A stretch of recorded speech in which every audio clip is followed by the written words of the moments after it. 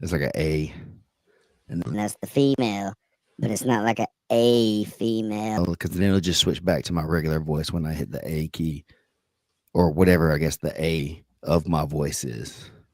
We're live. Oh, shoot. Hold on. I had something for that. Oh, let's see it. I don't know. Oh, shit. There it is. Welcome, everybody, to the Dream Show Live. 10-ish, Eastern-ish today for sure. Thank you for being here. We love you. That's great. I was prepared ahead of time, but things shift a bit. Things here. happen. Things It happen. does. Things happen. It does. I feel weird without like my headphone things on top of my head, and so I feel like I should have a hat or something because I got this like the in ear things. Just rock it. I think now you can just go for bald pride. Just right. fake it and just put like some. Just put fake headphones on. just so you feel comfortable. They're like just your for the security image, right? blanket. Yeah, it's like stimming. keeps me feeling right. Oh man, well, eventful jiu-jitsu weekend. I don't even know what it's. I've just now kind of come back to reality because that was a long Saturday. Oh, that was Saturday? Yeah. Yeah. Wait. There was like 6,000 fights. We started at 3 p.m. We left at okay. midnight. Oh my God, I realize what happened now. You were on the Insider Sunday. Yeah. Dang. Yeah. I was like, but we already talked about this. No, you plugged our show, so welcome to anyone who has migrated their way from the Insiders to the Dream Show. Goodness, but you really made a huge mistake by coming on the Insiders. From leaving there to get here. That was a huge mistake. But you're here now, so let's ride. We'll figure it out from there. We're here. But yeah, lots of jiu-jitsu going on over there. Yeah. Which is kind of cool. I wanted to talk about it on here. Like, was that the way that Austin? I remember kind of when it first started catching on there, and like jiu-jitsu, and like Austin's always kind of been an interesting town. Like, it's a big town, but like it seems like in the last, it's 2024, so like last like 6 years. It's 2025. Oh crap! It is 2025. Man, that's the first time that's happened to me so far. Well, okay, yeah. So definitely 6 years. Like in the last 6 years, Austin has exploded into this like weird jujitsu. Like everybody always knew that jujitsu Mecca was like LA. Like you can trip and fall and you're in like a jujitsu gym of some world champion and something everywhere in LA. Well, now it almost seems like in Austin, there's like this like hub that has gotten created. And I mean, dude, like the guys that were the like be like slow, like lower, like level guys were good. Like there was no bad jujitsu this on Saturday, and that's what that was impressive to me. Oh, okay, yeah, I get what you're saying now. Yeah, definitely. Like, and as far as the PGF goes, the level of the competitors, even the guys who weren't right, the finalists and stuff was pretty high. Right. Yeah, that was definitely true. It was a lot. I didn't get to watch the whole event. I watched as much of it as I could, but I'll be honest, man, unless I'm like there and live, it's really hard for me to sit down and do anything for that long. So, all right, I have a question from a consumer standpoint. So, sports, I know people that get up on Saturday morning and the first game starts at say like 11. That's like usually like your earliest game time. And they'll watch football from 11 a.m. until the last game's over whenever. I feel like that as a sports fan in football, I've never been like up at midnight like wishing the game would end. Whereas in like combat sports, dude, constantly we end up and it's like 1 a.m. and I'm like, God, somebody finish this. Yeah. Like what is too much in that consumption? Like because some people go, oh, all the jiu-jitsu I can consume, but there's only so much you can consume in one sitting, right? So like how much is too much? Well, I guess obviously, like I said, that depends on the person and exactly what is going on. But that's the thing is if you're at home and you're watching it or whatever like that, you're still probably able to get up and down and walk away or whatever. And if it's like a game that's not important, maybe it's on, but you're not really like watching it or whatever like that. You know what I'm saying? I feel But you. but also uh it's just something to do, and so like I don't know how into every game people are like that overall. How much is too much? I don't know, man. Like it's hard to, like I said, it's really, really hard to say because the same amount would be better for me at an earlier time now, Yeah, and, and yeah, and and the issue is probably more related to time zones and stuff, trying to accommodate different time zones or start times at a different time zone. Because if you want to have your event later in the day on the West Coast, you pretty much cancel out any East Coast, yeah, uh, unless you're just really hardcore. And then if you have it too early on the East Coast, people on the West Coast are still at work or doing whatever they're doing in the daytime before they would be set for entertainment necessarily. Or if it's Saturday or Sunday, maybe they are, but that's the thing. Then you'll have the people who have to get up at 9 to watch the show that starts, or whatever. But if it starts at 9 here, that's 6 out there. So that, it's different, right? But yeah, like for the yeah, UFC, for us, when I was out there, it was a lot easier to struggle through it when it ended at 10 yeah, at the latest or so than when it was at 1 or whatever all the time. yeah, Because yeah, even like good fights that I will want to see a lot, I'm like, I'll just get it tomorrow. yeah, I'll yeah. catch the highlights I or, can't stay up till 2 a.m. to find out, who gets yeah, clipped. it's just not worth it anymore, for Yeah, sure, for the next day. It's almost like going to the club in some ways, you just stayed out too late and you're doing stuff. And like, people used to go to like Buffalo Wild Wings, I guess, or to the different, mhm. like places and watch fights. I guess they still do that some.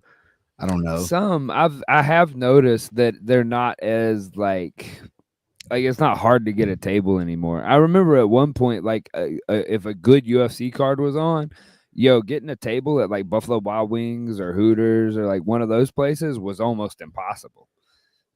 Yeah, it was, and you'd have to sit there. That's say you'd sit there the whole time, and like Mhm. you'd eat up that much of somebody's real estate for X amount of time. So I don't know if it's worth it for them almost anymore either. Yeah, And I don't know. I haven't participated in a while, like I say, because it's just not really that reasonable to go sit until 1 o'clock at a place like that just to watch yeah, some fights with the yeah. internet being in existence. I feel that. I feel that. And I don't know, to me from the production side, especially for something like the qualifier, something that's like out there, I think that if we had multiple in the day, the sweet spot is like for one event, in my opinion, I feel like is between that like 2.5 hour and 3.5 hour like window. Like you can get like 3.5 hours out of somebody to watch a good, entertaining Yeah. show, be Mhm. engaged, pay attention, know what happened, all those type of things. And I think that maybe the difference in sports sometimes has to do the like they have so many different teams playing during the day to where if you are the hardcore and you want to watch 12.5 hours of the sport, it's there. But if Mhm. you're just a fan of that one guy or that one girl or that one like team or that one thing, like you can like tune into the one game and then go on about your day. And then, like Yeah. you said, then there's the shows that are on the back end, like Sports Center and things like that, where you can go and you can watch and you can catch up on what all happened. That's the kind of sports fan I always was till I got so deep into the combat sports where I don't even pay attention to anything else. But I wanted to Yeah. watch like Sports Center, see the highlights, see the top 10, see if there was a touchdown, see who Mhm. messed it. Like the worst 10, it was one of my favorite lists. The Was not to watch, top 10. yeah, the not top 10. Oh shit, that's an idea. I'm full of them. I'll write that down. Look at you being all profesh. I like the lighting in the background. I can see the Outcast poster better. I can see trying to all your shift it. bobbleheads. I'm digging it. Trying to figure it out. Charlie's heart up here. She wants to make sure that everybody can see that heart prominently during the show. Okay, okay. So that's for So her. she has to make sure that it's there. I see it. She's yeah. like, can they see that in where it's at? Are you sure? And I was like, yeah, I'm relatively certain that it's going to be, at least if they don't see it, that's on them. I can't help that, you know. Well, now you know it's there. Yeah, it's still weird, the lighting thing. I don't understand it yet. At least with what I have lighting wise. Like if I had other stuff, I'm trying to figure out how to do it with different, you know, little LED things that I already had from other scenarios, and not necessarily trying to buy new backlighting or what, you know, whatever stuff like that is. I don't know what that is even, but well, I mean, you were right in the terminology, but I mean, you said it, so I just said what you said. You've learned well. I mean, you've seen what me and Keelan have duct taped together in the behind the scenes sometimes, where you're like some of this stuff. And what's really funny is the higher up you go and like the top level productions and stuff. I mean, that's just how production works, is that like a lot of this stuff is magic that people just make work. Mhm. You know, there's a lot of it's when you're getting into the realm that Keelan and I find ourselves in a lot, is that like we're not necessarily paid to come in and set everything up and make it, like that's what we're coming in to do. But where your real job comes into play is when everything, which inevitably happens, everything goes wrong. And you have to make it seem like nothing went wrong. And nobody can find out. Yeah, it's tough. And I think we spoke about it recently in some ways, but I've learned to kind of just like, unless y'all tell me to stop, I'm just going to keep going. Yeah. On Show stuff. must go on. Like, I used to really panic and be like, y'all gotta tell me, you know, yes or no, or if y'all were not going, or if I thought it wasn't going, or whatever, I would really panic, and you know, it would cause a lot of stress for me. But now it's just like, well, they didn't say stop, and nobody's like running out fanning me down. So here we go. Show's starting again. and you know, everyone's, you know, there's definitely one time last season that it's really funny to me, because I think I was talking to Eddie, like Eddie was talking to me, you know, like he was talking to me. And so I was I was listening, but I'm trying to work also. And I kind of heard TJ's cue, like TJ just kind of cues you up a certain way, but he was queuing up the fantasy corner. Yeah, I remember that. And I was like, oh, we back. And he was like, well, I guess. And I looked over there at those guys, and I was like, it's mine now. I once was told by a foreman that he was like, look, if you're going to be wrong, and he used some colorful language, he said, be wrong. Yeah. I was like, all right. Just send it, you know. And I've gotten more comfortable with that being possible, definitely, because, you know, there's definitely is. So this is the thing, is that there's times that it's been my fault, definitely, where I blew it. And then there's been some times where I had the wrong information, or whatever, you know, had the wrong card, even like I wrote them down right, but then I grabbed the wrong one, or the fighter didn't tell us, or you know, whatever, whoever didn't tell us the correct switching of things, or however it goes. They went home. There's been lots of things that have caused me to make mistakes out there live that I can't take back. And so I've gotten much better at just like going on. It's like, F it. I can't, like, I don't even know if I show anything sometimes or not enough. I'm sure I do, but it's really been a fun, interesting thing that I haven't buckled a few times and like ran off. The knowledge of, I guess it's kind of like jujitsu too, in a way, is that like the knowledge to know when you've messed up. And then like I think the next tier is like how to navigate out of it. Sometimes is you can look at it and you can acknowledge it and let everybody understand, whoopsie, and move on. Or sometimes you can be so good and you start realizing when nobody else notices. Like that's what I'm talking about, is like when we fix some things on the back end of things, sometimes nobody on the outside knows unless you panic. If you panic and show that Right. things are going wrong, everybody's like, wait, what's wrong? But if you don't panic and you just keep moving and keep like your eye on what you're trying to accomplish, sometimes people, they don't even realize you messed up.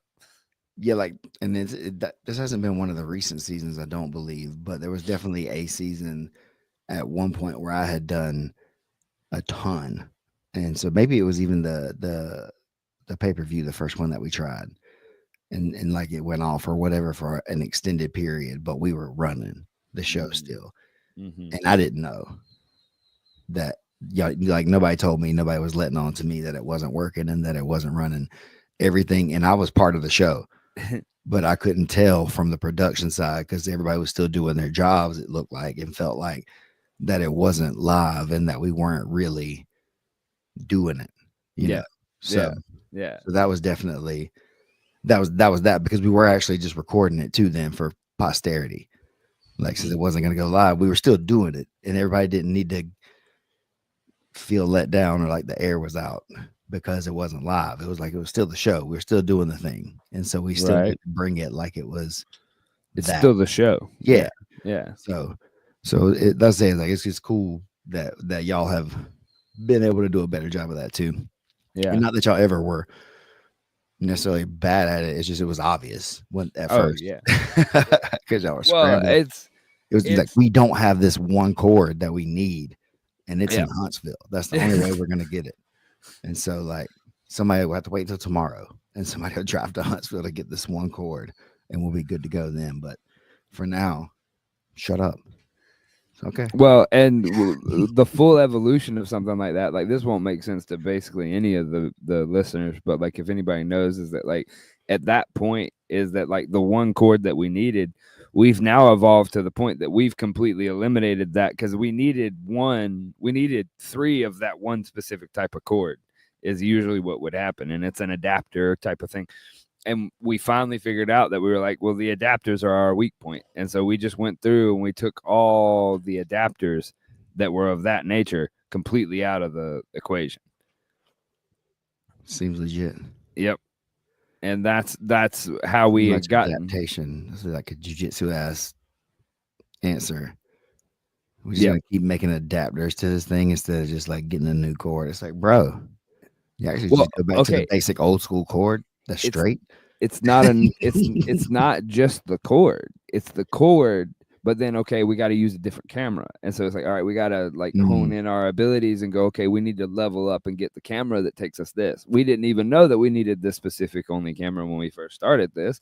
We just got what we could afford and what we could do, you know. And so you start leveling up and getting piece by piece and putting things bigger and bigger together. That just like you said, it's just like jiu-jitsu. It's just like where you go, oh, that antiquated Doris entry that I did all the way through purple belt, well, I don't need that anymore because I can get there 19 other ways.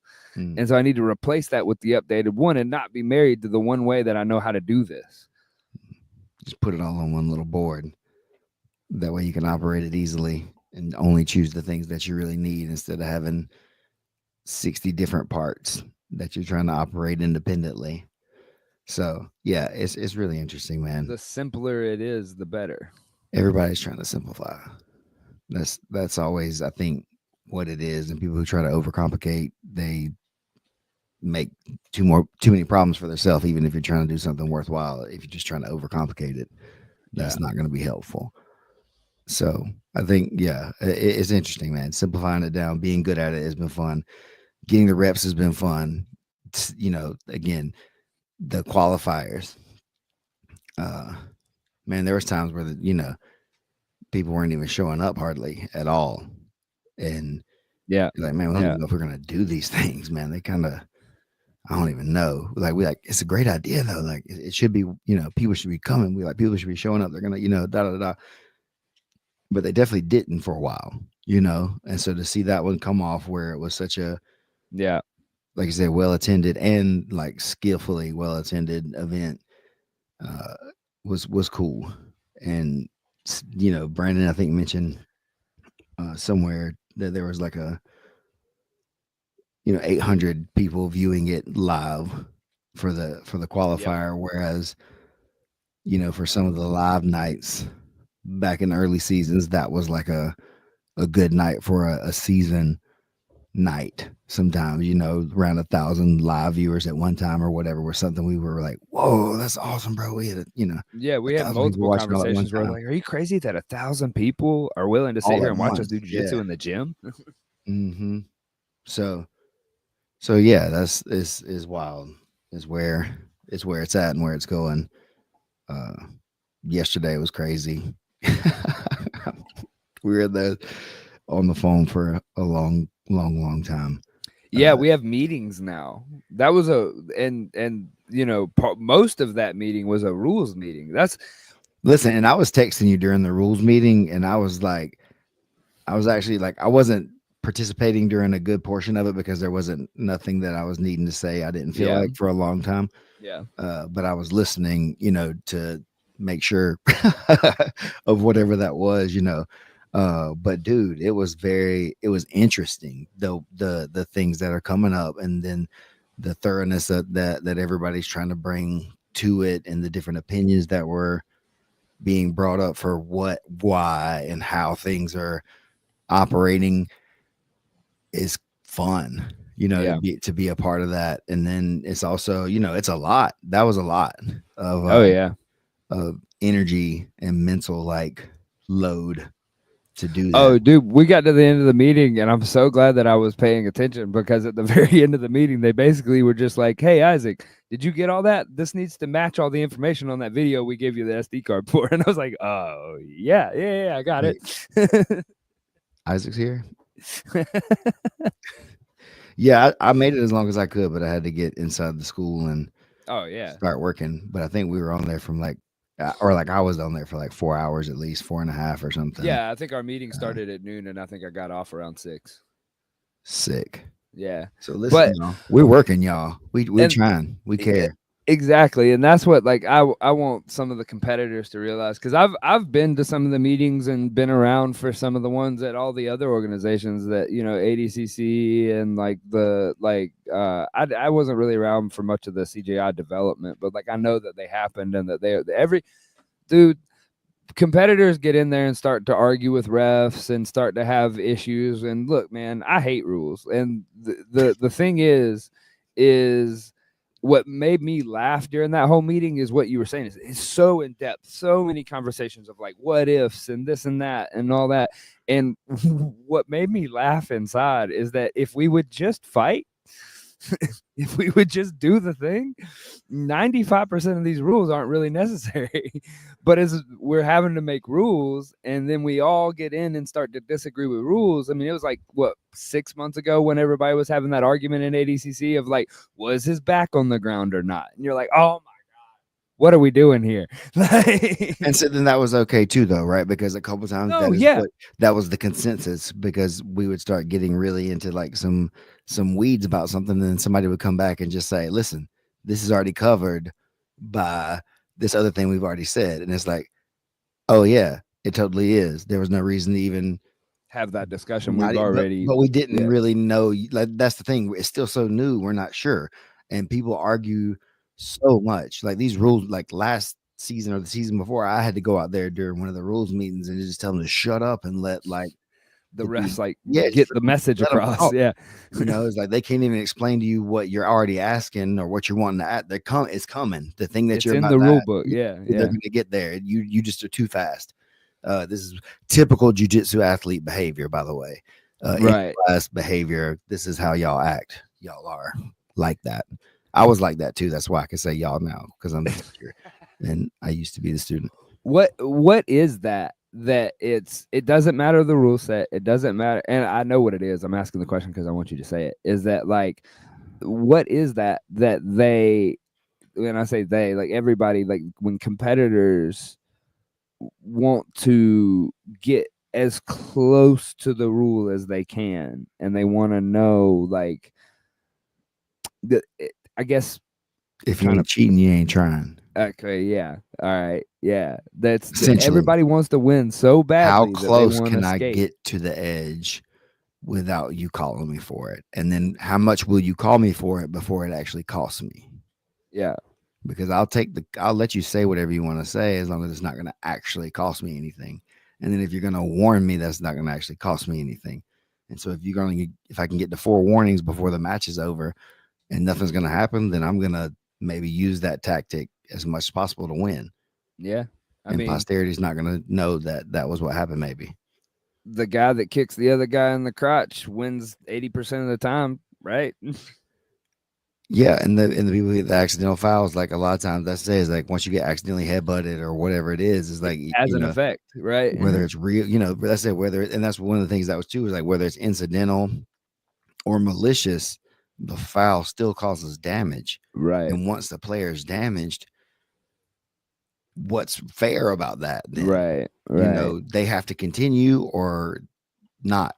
And then if they don't continue, do they not get an ability? Do they lose them because they didn't continue, or do they get no points, or do they get points because the other person fouled them somehow, either accidentally or on purpose? Which On at the purpose makes it more clear, but like an accidental foul, I'm sorry you ran into my car, accidentally, but you still got to pay for you it. still got to fix it. Yeah.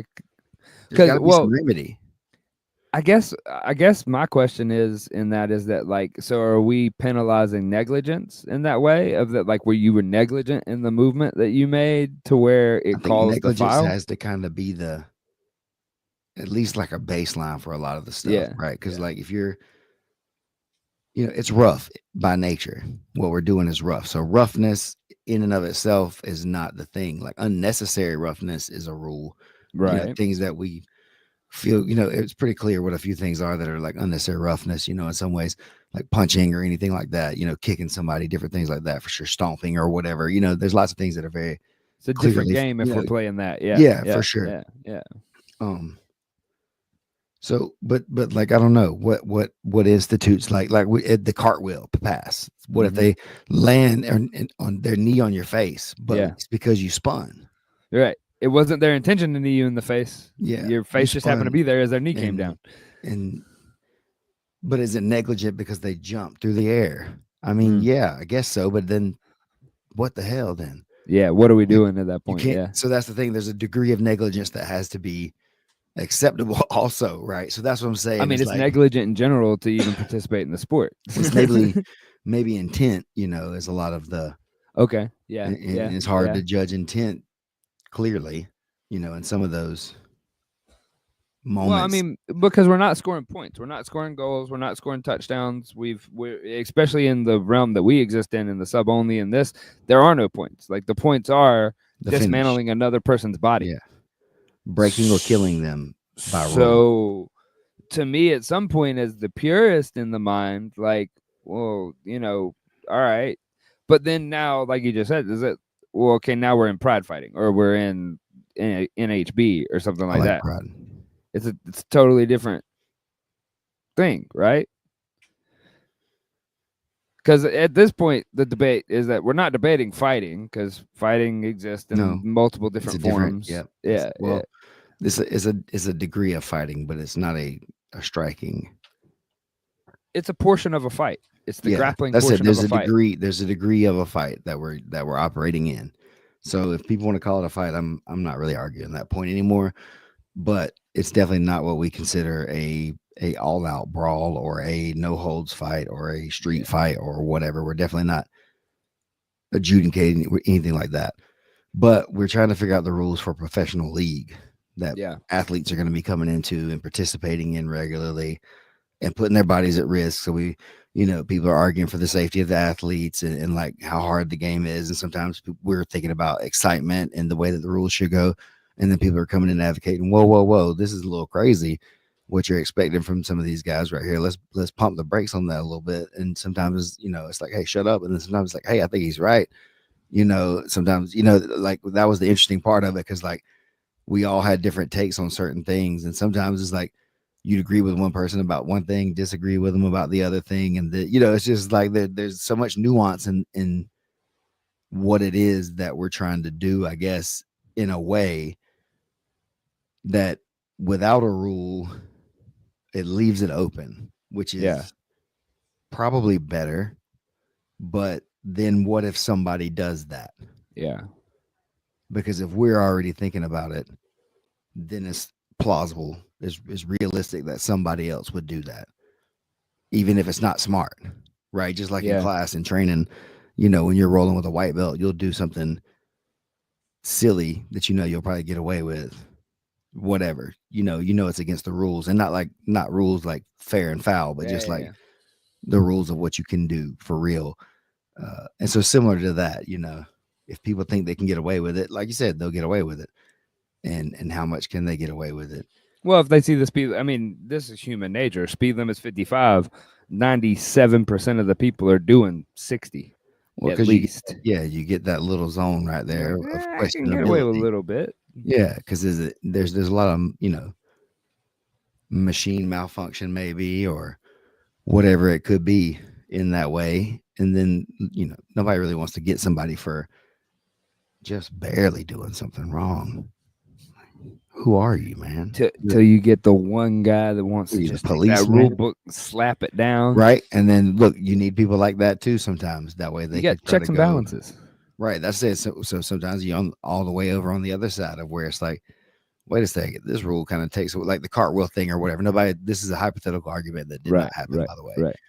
But just like the cartwheel thing is like you say, well, he tries to cartwheel, he needs him in the face. That could realistically happen very much. So we're going to take cartwheels out. And it's like, well, what the hell? That's like one of the more entertaining, even if it is less effective, right? Yeah. But it can be entertaining and it does work. And people do get kneed in the face, but how much? Not that much.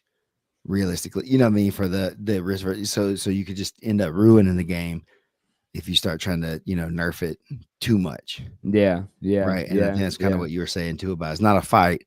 So we're not fighting, but you just gotta kind of agree to get after it. Yeah. Right. Agree to fight each other out here in this thing. Like get out there toe to toe, whatever you want to think about. Like the words. Well, it's like watching high level wrestling versus watching jiu-jitsu wrestling. When you watch two people that decide to like jiu-jitsu wrestle, like we see this in ADCC all the time. They take up 2,000 square feet of mats trying to take each other down. When you watch high level wrestling, they do it in a small square. They don't end up all over God's green earth because there's rules on like getting at the rules of like there's rules on fleeing on push that like back into it. Yeah. And not only rules on fleeing, there's such rules on fleeing that culturally, if you take a step backwards, you're not allowed to call yourself a wrestler. You know what I'm saying? Is that like a backward step is disgraceful. And so it's, I feel like that the rules can help with driving those type of things and taking, here's the main instigator coming in here talking about you trying to fight Keelan. I'm not trying to fight Keelan, but Keelan's trying to fight me, I think. Okay, that's all right. You can remember it however you want, my friend. Allegedly. Allegedly. I didn't even say what he said. Wait, I don't even know how that happened. He said something to me first. Oh, no. We were talking about having heavyweights, and we were talking about having the at least a absolute division in the PGF, and Keelan is advocating against it, along with the people that are saying that it'll be slow. And so somebody said something about fighting me. Keelan. I instigated that. I said that y'all. I think that y'all two should duke it out, and we determine who. And so he came over there talking shit. He came and sat down in Brandon's lap and started talking. So yeah, I had to defend myself. I was innocent. I was on my own show, and he came over there threatening me. I saw it. My attorney was there. You're rehired. You're rehired, by the way. Same paycheck. But yeah. the rules, and we've talked about this at full extent on the internet. I know on multiple shows where we've talked about like the rules dictate the fight and all that conversation and stuff like that. But it's important. I feel like that it's with that meeting and with being involved with the PGF and what we've done with the rules and how we've tried to see them applied and things like that, like there's definitely places people could be upset. And I mean, where are people not arguing with the refs in sports? Right. But I feel like that we are at the point now, and our boy Heath, the Weird Al referee, is in there putting down things that like I never even really thought of, and now it's all in a book. And one thing that I do know from running large organizations is that the best thing in the world is to be able to look at like the fighters or whoever it is that the rules are being applied to, and they start asking questions, and you're like, read the book. Like it's in the book. One of the things that was really interesting to me about Heath and that thing was like the thing would come up, and then we'd talk for what felt like forever, and like 20 people would have a take. Not really 20. This is all hyperbole, but you know, like it felt like it would be like this long conversation, and then he was like, "All right, so from that we have this one option." And it was like, okay, that sounds about right. And it's like, or we have this other option. And I was like, okay, that was the other option, huh? I was like, wait, how did he get that from all that? I kind of forgot the main topic. You know, it's like that. And it felt like that was kind of what happened a few times. It's like one rule kind of back true another rule that we already kind of talked about. And it was like, sometimes it's just kind of like, hey, so what we're really talking about is it either A or is it either B? It's not really like much else besides that. So I really liked he kept using the phrases where he would say like the logical response is, and I was like, see, this is where we need to be operating from with the rules, is that like, all right, what's the if then? Like what's the logical play out of this? That's what the rules are for to a degree. Right. Versus people arguing what it says. And then the difference between what's a rule for gameplay and then like a what was it, like a organizational rule? Yeah, things like what's in play and out of play, like how you act in and out of play. It's like, because there's certain things like, you know, it doesn't happen during the match, but it could really be a huge problem for the PGF in one way or the other. And it's like, oh wow, in my mind I never really separated those things that much. Like clearly they're different, but hearing, you know, thinking about it that way, it was like, all right, and that's what I'm saying. Like sometimes things will come up and say, okay, yeah, that's really not something that I have a thought on, that, you know, or like besides what they're saying that makes sense. I'm not even really needing to interject anything with some of these things, because it was like a lot of the stuff was really well thought out, and there is a lot that had to be thought out, obviously, because people are playing the game a lot more, and they're trying to they're trying to figure out a game, figure out the game, and you know, you end up hurting yourself trying to play the game too much and trying to figure out how to game it. Right. The thing we keep coming back to is to go out there and get the points. Play what's in front of you. Go win. Go win. And if you can't beat them, give them hell trying. And if they get you while you were doing that, it is what it is. Tap as early as you can. Be smart. Yeah. And be smart. You know, and get out of there. And if you know a guy's just that much more dominant than you, maybe you feed him a break after the first minute instead of letting them get a choke. You know what I'm saying? That's a tactic. That's like, a tactic. If you know that you're gonna lose, there's a certain amount of money on the line now where that's very reasonable, I think, to consider. That'll be part of the game, is that guys will know I can't let him have my head, so I gotta let him have something else. Listen, as much I'll compete. You know, I was competing as much as anybody, but there are some times it's like, man, it's gonna be hard for me to win this. Yeah. You know, and not necessarily PGF even, but just like matches in general. It's like those type of people. Yeah. I don't know how I'm gonna win it, but I'm gonna have to figure out probably how to try to win it. You know, but you know, when people would catch you, it didn't really matter. But like in the PGF, how they catch you matters more than if they catch you. Yeah. Yeah, and that initial few minutes of the first setup is pretty important. But it's like I heard somebody talking about it in the rules meeting, and it's like it's the way that like we're taught to do it this way, so it's not necessarily wrong. But it was the like your grip or my grip, but or my grip, but not your grip. No grip. Yep. But it's like, well, okay, that can't be the case anymore. Land of 1,000 resets. You just reset. You can't reset over and over and over. You have to just go in, initiate, and then deal with whatever you have when you get through the first initiation. Yep. It's like trying to play through levels, I guess. You got to go in and make the connection and play that connection through as much as possible. Whether it's your connection or their connection, if it's Mm. their connection, you got to turn it into your connection versus pulling out and resetting and trying to make your dominant connection first. Mhm. Which is, again, maybe a little counterintuitive for a lot of people that have trained jujitsu, traditionally, or, for a while now, to where, like I said, you want to reset as soon as you feel that loss of stability or loss of control, because control is the main driver. Or, man, I just had like a lightning bolt moment, and it may be wrong, so correct me if I'm wrong. Hold on, y'all.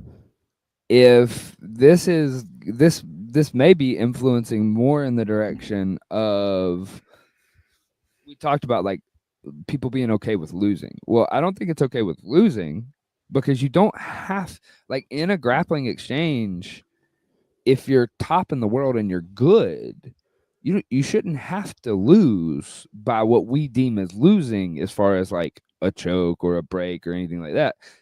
This should also teach you how to lose without losing in a fight, because as you start to realize that you're not going to get your win, you have to realize how to exit out of it without stalling it out and without giving up points. So shouldn't that inherently start to make the jiu-jitsu better? Because you should be able to get out of a match without getting hurt, which means you should be able to get out of an exchange without getting yourself hurt. Did that make any sense? I think so. I think I get what you're saying, but at a certain point, you're just kind of caught. Okay, I feel that. Right. And so then now I'm you're thinking talking more about- like, I'm tough. Yeah. You're talking about going with the flow, is what I thought. Yeah, more of like It's like being able to be instead like, of, oh, we're well, not, this we're isn't never going well. stuck if I Yeah. don't ever stop. Yeah. Right? Kind Yeah. of deal. And then that's it. That was like, some people are going to get you. And that's the counter answer, but that's what we're saying. It's like, yes, that's it. But philosophically, I agree with you that there is never an end game until it's there, right? There's always a way out right before the ending. Right. But you may not physically be able to do it because of whatever reason, your own mobility, your past injuries. They may have longer or shorter or thicker limbs themselves. Oh, and they can change the counter, and now the whole game's changed. Yeah. Like, so whatever happens can happen in that space. But theoretically, if I there's keep nothing you movement, can't, like that's can't no stop. gi for sure. Right. And no gi for sure. if I That's never the stop thing. moving for 6 minutes, unless I'm getting the submission, hypothetically, Like, theoretically, that's something I believed fully right. about myself with my defense, which is why I felt like I struggled with this rule set overall, because the draws or losses in the grand scheme of it. But I could be incredibly hard to finish Yeah. by moving out of the space. And you roll with me. I could be in some bad spots and still be able to escape a lot of times, from even really good people. But there are really good people that get to certain spots, that have their own game. It's like once they get there, it's like, yeah, I don't get away from them either.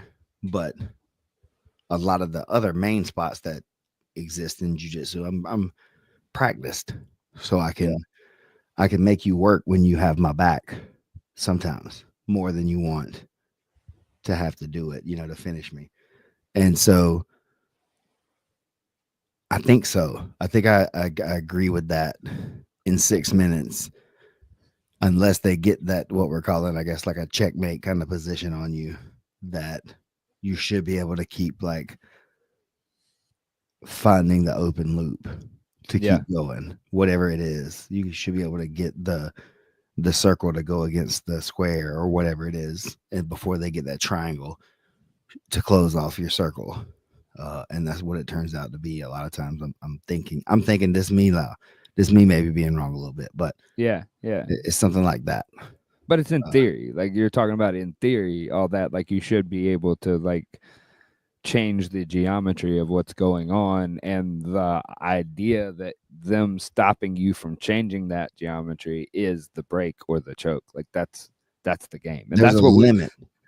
and as a show, that's what we're trying to get you to. We're trying to get to that point, and There's I want an to see who works it anatomical out. limit of your Yeah. body's mechanics, and everybody's are a little different, but we all mostly are the same. Yeah. So can you?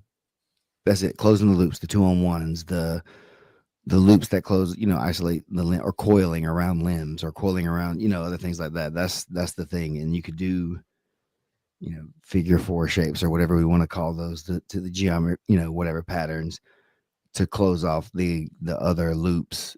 I don't know. There's a lot. I saw it. I can't even remember what it is, but like I think I sent it to you even. But there's this thing that I've been trying to figure out how to talk about a little bit too, and it it's like it kind of similar to what I went off on the pyramids tangent thing a little bit or whatever. But like the Vitruvian man like thing, and then the way that the body's moves, and like looking at that and then thinking about that. You're talking about the drawing from Da Vinci, Da Vinci. That's the body. Yeah, the way that the movement pattern, the movement like, of where inside, outside, whatever kind of movements, internal, external rotators, or whatever kind of stuff like that. Yeah. But there's an Instagram page. Let me look at that one, see, because we give them a shout out. That posted something about it that was really interesting. That was close to the school of grappling. But they call it Vitruvian Grappler, and maybe I can, like, you can't really see it, but those little things bit the brightness, they're showing the things about the segments of the body, basically, right? Okay, and where the control comes from, different things like that, like where the rotators or axes of the different portions are. There's like only we talk about so many ways things can spin and turn, and it turns out they all do the same thing. So there's really only like 1 or 2 ways, or what are you saying there's only 2 moves in jiu-jitsu? There's only really a few, but you do them a bunch of different ways. Yep. That's the thing, and that goes along with maybe what Jean-Jacques says: the more I know, the less I do. Right, because you just kind of get it from it's everywhere. Like close, upside down closed guards, it's mount. And so maybe getting an underhook from your guard's a good way to get to mount with an underhook. I don't know. Or if you want to get to your guard with that underhook, maybe you just let them accidentally bump you over or something. Not my strategy, but it's just a strategy. It works for a lot of people who like triangles and stuff. Yeah. Right. Yeah. It's a thing. Yeah. Or different things. So that's what works is what works. And if you have a creative way to do it, then that's what works. And that's what we're kind of saying too with the movement is like, if you can keep your flow going for 6 minutes, you technically don't lose. You may not win, right? But you don't lose. You do get draws. And then, you might lose essentially to some people, but it's not by like just getting caught and stopping and stalling until you lose, which is then boring, and then nobody likes it. Well, it's like it came up in the rules meeting, and I've seen it talked about a couple of times, and we even it got talked about, I think, on the documentary at some point where and not to pick on him, but like Andy Varela is that like when he would go to that north-south pass, I honestly watched him teach it in the back a couple of times, and I've implemented some of those things because it's great passing strategy the way he gets there, and then they're stuck. But even Hadra told him a couple of times that like he was keeping them 2-pinned, and so like he couldn't get the dynamic big arm bar, or the back take, or the thing that he wanted because he wouldn't let them give it to him. Because he's so committed on the pass and so committed on those things. And so it's like, it's even on the, like, when you're hunting the submission, you got to keep the loop going. You got to keep you got to stay following, especially if the other guy's implementing the type of tactics that you're talking about of staying open and moving, is that like, if you try to like stick your stake in the ground too hard, well, now you're hampering yourself as the attacker.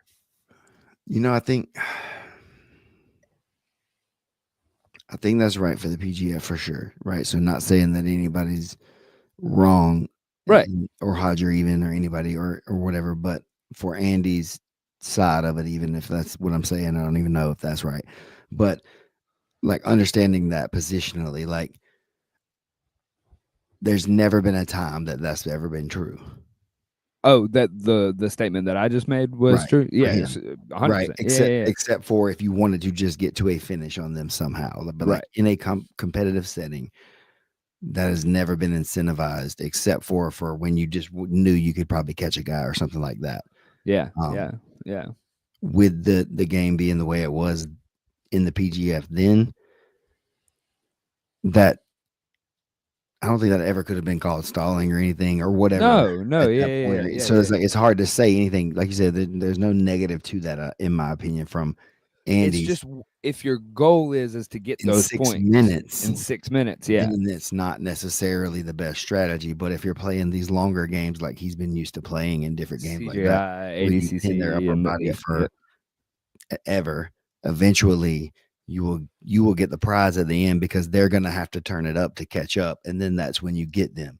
yeah. And then that's where some of the nuance comes into what we're talking about. Was like, well, then isn't it punishing the guy on top there to tell him to start moving, to tell him to get busy, and let the other guy escape, so to say, or is that on the bottom guy to be forced to explode in some sort of manner to try to force his way out of there and allow for Andy to maybe do something or continue to just hold them down? And it's an interesting jujitsu question, which I think we know most of the answer to that in a way, but from the idea of the game, neither one of those is a good idea. Yeah, well, I mean, we referenced a couple of times in the meeting where we were talking about the fact that like the shot clock in the NBA is that like that's on the offense because I don't want you to get up by 20 points and play four corners because we've seen that and that gets boring. Yep. You know, is that like, you know, cool, you can get the ball up and down the court and you can get it there and you can keep it away from the other guys, but like that's not the game we're watching. We want to watch y'all make baskets. Which you So score. chop chop. Right. Like And so and again, that's a different kind of mindset than what people think of for a grappling, stalling, or whatever kind of scenario or something like that. Like, I think we could all kind of get behind even a guy who's maybe just holding somebody, like staying in their closed guard, not letting them work or something like that, and not really trying to open their guard. They're just kind of holding them while the other guy's trying to open up and stuff like that and get busy. Stuff like that is different. And so it's hard. But again, from the game standpoint, he needed more points for the team and stuff. And so he may have been able to do that by opening himself up a little bit more to be countered. He may have been able to get more finishes. Might have gotten countered too, though. We don't know that, right? That's the thing, is like we yeah. assume that he would have gotten finishes on those same things. Maybe from his perspective, he wasn't quite sure that he would have been able to still get that finish if he gave up that Didn't position. cook him and didn't give Maybe him, he yeah. felt like he was really dominant here and they were still really strong. You know what it's like. These guys, if I let them get away, if I let this one guy get moving, I'll never get him down again, maybe. Yeah, You know what I mean? It's like, yeah. I chased him into the couches to get him bro, here. Yeah. bro, for real. Like, so I get, I get it. Yeah, You know, yeah, 100%. so, yeah. But that's the difference in the game. Yeah. Is that it's asking you to still do it. Yes, we're still asking you to press forward. We're still asking you to advance towards the finish. We're still asking you to continue your dominance by moving forward and not just maintaining what you have, or only backing up when you're not being, like we said earlier, when it's not your dominant spot, then completely restarting the whole exchange every time. Good strategy for jiu-jitsu, good strategy overall for that, but not for this game that we're playing. And if you want to be well paid as a grappler, that's not going to be the move that's going to continue you down that path necessarily. Yeah. Again, it's going to be hard to call somebody right there for anything, so like you're going to have to figure out something to do. But like, I don't think that there's ever a time where that person will ever necessarily be like called for stalling or something like that. The only thing I think that came up one time that may have made sense at some point would be like a sort of delay of game kind of idea or something like that, to where you're asking them to speed up a little bit, and you've given them several like verbal talk tos without it being like a threat, even, Yeah. and then you finally just hit them for being like delaying the game. Oh, similar to maybe that thing that happened in the football game over the weekend where the referee, did you see that? Nope. They kept like jumping over the pile to try to stop them from doing where they pushed the quarterback in from the back. And finally the referee came out. It was several times. Finally the referee came out and was like, basically like, listen, if y'all do that shit again, we're giving them a touchdown. Yeah. It's like, what? They were like, you can do that. It's like, it's in the rules. It's like, Yeah. it's like you messing with the competitiveness or whatever of the game or something like that. They were purposely diving over or jumping over because they were trying so hard to get ahead of the push, and after so many times, it's like, we've watched y'all do this 3 times. What are you doing, bro? Right. Like, and that's the thing of like, you're repeating a technique that's not working, right? That's in the rules too. Is like, you're just trying to spam something that is not going to work to look busy. That's not being busy.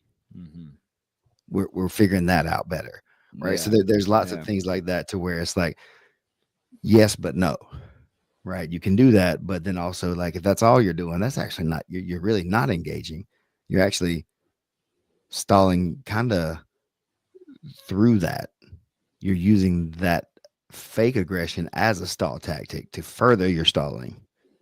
So maybe we should look at that now. Right. There was a few times I got brought up and it was like, oh, we didn't. Okay. Yeah. Good. That's a good thought process on that, because they faked like they were doing something. And then they let the other guy, like they flopped basically and got the clock taken off.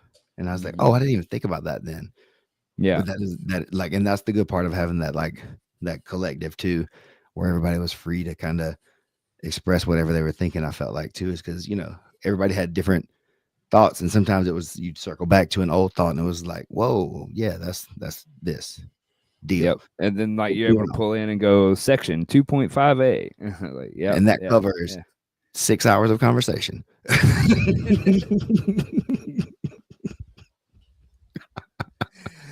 It's funny that like when you get to this level and you get to the like things that are starting to figure out and move forward and do all that stuff. I mean, like we have real staff meetings now. Like you have to, man. You have to. You have to keep an organization on course. It's a big ship now, and so to turn a big ship, it takes 6 or 7 people to talk to each other. Bro, just we got to talk to you about the news cycle yesterday. Yeah. I was like, oh wow. You're taking into consideration everything, which it's right. It was pretty fascinating too, being in the like point that we were at this weekend. We were talking about it because we realized how long the stream was going to be. And we were like, well, I hope somebody watches. But then we started running it down and we were like, we're literally the only sporting event on tonight. Like everything's on tomorrow or was on yesterday or whatever. It's like, oh, this is kind of a cool place to be. And like we kind of saw that. Like we saw like a spike in the viewership and things like that. And so it's interesting watching us grow and watching the PGF like go to where, it's kind of taken on its own life and just Matt said it in the meeting yesterday. Matt Elkins was talking about the fact that it's like, you put a karate, you put a pit in the middle of a bunch of a grappling event, and then next thing you know, everybody in the country has a pit in their gym. So it's like we're at this like crux of the sport where everybody's kind of like making choices, making decisions, and it's influencing how people are training. If we change like what we were just talking about of like what's always been true for Andy, which he has a pretty extensive career in all the different combat sports that we have, and he was playing the game right when it comes to that. But then you can see where he was right here. He just didn't score as much. He just didn't score as much. I'm not saying he's playing right or wrong. I'm just saying that like if you're trying to score and do all this cleared, right? Is like, it's a thing is like, you can always do that, but also you're not going to score as much and your team is not going to win the money in that portion of the thing. Right. You may still be able to get the playoffs on your own and win through that still, but you won't be able to get through the team thing as well, and you will cause seeding issues. So imagine the kids that he's training. Like he's got those murderers that they've learned all his stuff through him on his ADCC stuff. And imagine the lessons he took back to those guys that are, younger and the up and comers and stuff like that he took from there. And now, shortly we're already starting to see it where you see people with his same style, the same thing, but then they understand the game and how to like score with it, and then they take a little bit more and tweak it, and you just see Like such a Marcelo fast Garcia. evolution. Huh? Like Marcelo Garcia did with Eminari. Oh yeah, yeah. I mean, Same position, sort of, right? it is, isn't it? Yeah, Sort of. yeah, Mhm. yeah. He dismounted, then went north south ish. But then I heard Marcelo talking about it where like he could feel where he was defending, and so he let him defend in the way that he was. He was saying it in an interview that he was like, I could feel the way he was really committed to defending with that arm, so I let him. Mhm. And then he was like, then I choked him. Yeah, I mean that's the thing. Like at the higher levels, you take what you can get, you know. Yeah. And if they're really defending the one thing, you can't take that. But then you can use that defensive tool as another weapon against them when Yeah. they overextend the one thing, or over curl, or over crunch in, or whatever it is that they do to defend the one thing. That's what we're doing. Like that's the cool part about this stuff. It is complicated, but it's not that complicated when you think about it. It's like you can either do this or you can do that. And then if you do that, then I'm going to do this. And then I should beat you. But then you're fast and you're strong and you thought about that. And so you would let me think that that's what you were doing. And so you tricked me. And so then I had to figure out that was actually a trick, or was it? And so that's it. Now we're playing that game forever. Are you tricking me or not? Or do I trick you here? Like who's got who? It's just tricks. Like at a high level of just jujitsu or whatever it is, right? You can be mounted, and it's like they're setting you up, from you being, like you said, like from their mount or whatever. Yeah. Like an Eminari person. Yeah. Imagine what he could do to you from mount if you made the wrong mount controls. If I'm in mount, if you're trying to stay on mount and he's starting to escape certain ways, you're gonna get broke. Right. But if you dismount as you realize he's really defending certain things, you can follow that path to another path. Yeah. Then I guess that's the thing about staying in the flow of it all too, is like it's both always. Yeah. Yes, and but maybe not. Yes, and maybe. That's funny. Well, to answer your question, Egghead, when is the documentary dropping? Right now. Soon. It's soon. The first episode's getting sweetened. So Which are you sweetening? You got that high fructose corn syrup in there, or what? That's a technical term for when you sweeten the sound, Stephen. When you go in and you take all the sound design and you make sure everything's equal, people that are in mono or in stereo, and put all the soundtracks in and make sure that they're like properly done. But it's been picture locked, if you're familiar with industry terms. We are not. Neither am I. I just learned that one. Okay. So that means it's set. It means that you've decided that the scenes that you have in place are the ones that are going to be in place. That is the visual. Yes. So we've got first 2 episodes are kind of coming down, and I think sometime in the beginning of February is when the launch date is supposed to be for the documentary to lead up to next season. But yeah, it's super fun. There's all kinds of fun. What are y'all calling it? There. It's still on a working title. Grappler's 3 right now. Okay. Hey. There's still time. I've got titles for the episodes before I got the title. Give me like 3 or 4 bad titles that didn't work for sure. Can you do that? Like some that came up that were just like, shut up. I'm trying to think of any of the bad ones. I try to just forget. In every creative process, right? Even if somebody's just being silly, they say something dumb about certain things. You know what I mean? Because it just comes up in that moment. You're trying to be creative. Really, the most of the time that we come up with them is it's just kind of like watching it, and you like the titles for a lot of the episodes for me come from like things that everybody says. Like I think one time last season, one of them was called like the Gauntlet. Well, every single guy that came off the mat that day was just like, God, this is a gauntlet. Like every single one of them, But I mean, We had Grapplers, No Gi, No Money. And then we had the Grapplers, Legends, and Legacy. Mm. So I don't know what this one's going to flow into. I think me and Keelan have another long meeting ahead of us to decide that one. Y'all need to let me sit there and be the bad idea guy while y'all are trying to be serious with the names. Let me just throw in some random ones from the side. Hired. You're hired. It's like some of those barstool skits where there's like two people being very serious and then they just cut to the guy eating ice cream. I'll be the ice cream guy and just saying bad names. Oh yeah, I forgot about that. Dylan. You're our Theo Vaughn, right? Yeah. Is this guy trying Somebody- to be Theo Vaughn? Yeah, who said that? That was funny. It's like, Some random do I commenter. sound like that? Am I trying to sound like that? Am I trying to be? I started Theo Vaughn? questioning myself. It's like, am I a fucking poser? It's like, no, I don't think I am. I think this is how I talk. Maybe we just both have like a lot of trauma or something, and that's just how people talk like that. I mean, do you see yourself as a 2 tank tops in the winter kind of guy? I don't have the body for that. You know what I'm saying? I wasn't blessed like Theo. I don't think in those guys that could get away with that. You know, the 2 and tank still- tops. Yeah, that is. You just had one hoodie. Yeah, you know what I'm saying? Okay. Just like a hoodie guy, and there's one, you know, for all seasons. But it is what it is, right? Let's I just feel know. you. I It feel wasn't you. that cold. It is South Georgia, but y'all, Wasn't I that mean, cold, you know? y'all have had a lot of snow lately, so y'all may be the new location of. The new Alaska, if you will. Oof. Okay. We're taking the snow and we're bringing it down here. We're taking over. You got any exciting events coming up this weekend, next week? Anything that you want to let the people in on? Vegas qualifiers in 2 weeks. I was about to say, is like the only thing I could think of is the Vegas qualifier in 2 weeks. I'm not going to that one. So Technically.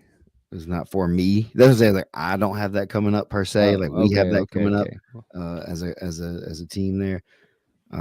Man, definitely going to be sitting in here and fake announcing stuff a lot over the next couple of weeks because I've realized there's like a sweet spot that my voice hits after like day 2 or 3. So you got to warm her up. Yeah, it already sounds good because Yeah. like the first few days it doesn't sound good. I realize Yeah, not that it doesn't sound good, but like you said, it's like I can tell that I can hit it after a few reps get going, right? So I got to sit here, and now that I got this device, I can record it better and play it back to listen myself back. and listen to what I actually kind of sound like. And I guess this mic will be close enough to what I was using. I don't know. Maybe I got to get a better mic. Maybe. We'll see. Sometimes it's just getting in the reps and just going through the biggest thing is motions. cadence, right? Yeah. And trying to put together some of the open, like things we talked about, some of the opening things or whatever. Because like we've been really non-traditional with a lot of that like stuff. At least for me, I have been because nobody's told me what to do. Yeah. But I kind of want to fit a little bit better into that role a bit, you know. So with some of the, just like we don't always be like, you know, ladies and gentlemen or whatever kind of stuff like that. And yeah. You know, there's just certain like things that are like openers or you know, segue kind of throw to people answers that I just wasn't trained. So I don't, but then I hear everybody else do it, and then when I ask, they're like, "Yeah, that would be good to do that." And it's like, why don't you say that? Why don't you tell me to do that 3 years ago? I would have been really good at it by now. Because they probably didn't know either. And yeah, no, they didn't either. That's what I'm saying. It's so funny though. It's like I saw Brandon doing it on the UFC show, and I was like, "Hey, why don't y'all get me to do that?" I don't know. You should. And it's like, okay, That's a great idea. I will then. I'm gonna do that now too. You know. Yeah. And it's funny, like he'll do some of he's doing some of the post-match interviews for them. You know, so it's just funny to see him play that role there. It's like the flips on it, like he's commentating, but now he's out there asking the on the mat questions, and it's like, oh, that's my question.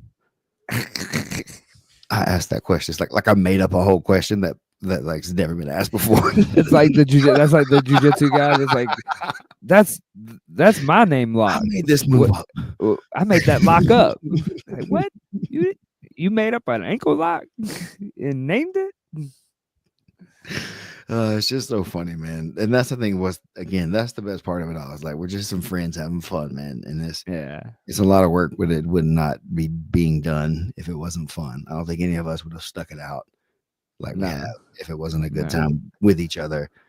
And Fun and special. Like I think there's a combination. Is that like we've had the fun, like we've had the like it's the homies doing the thing and doing all that, but then like there is a special thing that we see that's like the PGF effect. That's like people come in, they experience it, and then the ones that get it, they get it, and then they stick around, they come back. We see them in other seasons, we see them in other like that's variations part of the of fun, things. right? That's to me, Yeah. that's what makes it fun too. Is Yeah. that thing, because it's kind of, you know, that you go through that shared suffering or whatever to a degree, and then you have that bond through that understanding, you know, that other people don't have because they haven't done it, you know. Yeah. And so there's something like that too, I for think sure. they call that trauma bonding.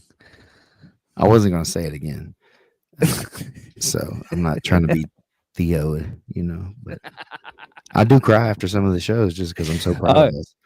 Yeah, Like, yeah. it's just like I'm just so proud of us, man. And I feel weird about that, but like I'm not, you know, it's like it's not sad, it's not like anything, but it's just like a lot of emotion sometimes, because it's like, man, we're out here, we're doing this. It's like, you know, you're looking out the window and you see the strip, you know, in Vegas or whatever and stuff, and it's like, dang, we're here. You're like, we're really like doing this or whatever, and it's especially, like you said, it's special, and it's cool to see it, and it's cool to be a part of it. And this season's gonna be great because we're getting better, and the next season's gonna be better, and the next season's gonna be better because everybody's just really their hearts into it, and I think it's really genuine. And if it's not, then they don't stay. Like they don't keep their part in the show, it seems like, and not because anybody pushes them out or makes them leave. They just elect feel to go comfortable. elsewhere. Yeah, you're not comfortable here if you don't feel the way everybody else feels. It's weird, I bet. You know what I'm saying? I can imagine. You know what I mean? It's like these guys are a bunch of weirdos. What are they talking about? This sucks. And it's like, all right, well, then go. You know, like if you don't get that, it's not for you, and that's okay. Like we've really, I think we've gotten comfortable with that by a long shot too, which has made it cool. We knew it was a cool game. We knew it was special, but every time new people jump in, it's like, oh, I got another one. You know, praise Eddie. Slip that in there for y'all. Look into it. Well, it's a good show, good fun. Yeah, go have fun in court, Egghead. Glad you guys were able to come in here and hang out and check us out next week at 10 a.m. ish somewhere. It'll be February then. It will be February. Finally, January's over. All the snow. Finally. Shit, this was fast. All right. See everybody next week. Bye.